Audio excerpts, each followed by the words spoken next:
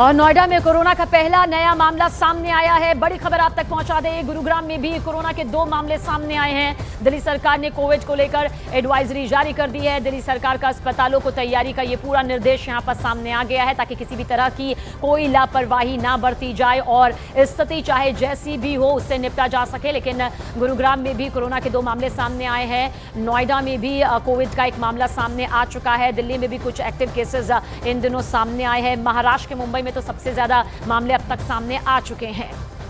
और देखिए, इस वक्त की सबसे बड़ी खबर, सबसे सावधान करने वाली ये खबर है कि कोरोना ने एक बार फिर दस्तक देनी शुरू कर दी है, जिसके चलते लोग दहशत में हैं, डरे हुए हैं। हालांकि ये खबर सावधान करने के लिए है, सतर्कता बरतने के लिए है, जहां पर दिल्ली, हरियाणा, गुजरात, केरल, कर्नाटक समेत कई राज्यों में कोविड-19 एक बार फिर पैर पसार रहा है।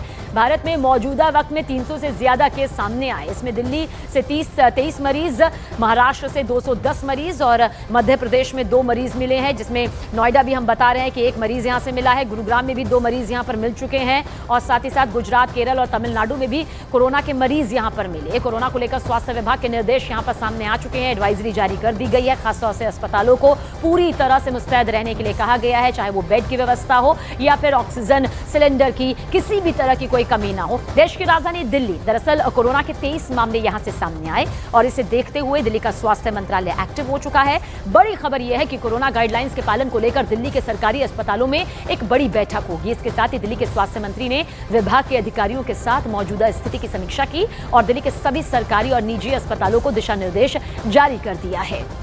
और उधर महाराष्ट्र में भी कोरोना के मामले सामने आए। वहां पर 210 लोगों के संक्रमण की पुष्टि हुई, जिनमें 183 अकेले मुंबई से है। 23 मई को एक ही दिन में 45 नए पॉजिटिव केस सामने आए, जिनमें से 35 केस मुंबई से, 2 रायगढ़ से, 2 पुणे, 4 लोग पुणे से सामने आए, 2 केस कोल्हापुर और 1 केस ठाणे और लातूर से मिले हैं। फिलहाल मुंबई में 183 एक्टिव मरीज इस वक्त मौजूद हैं।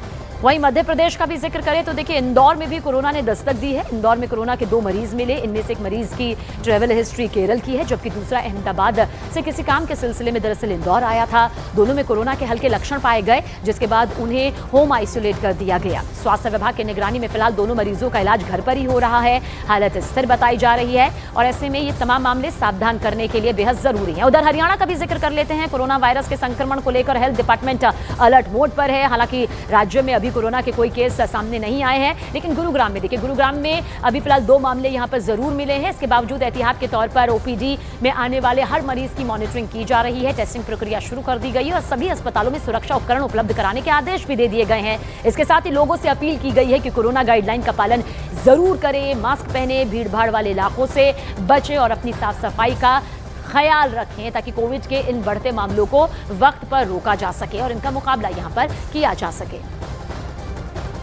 हालांकि आज की तारीख में जर्जर जिले में ना ही कोई कंफर्म केस है, ना कोई सस्पेक्टेड केस है।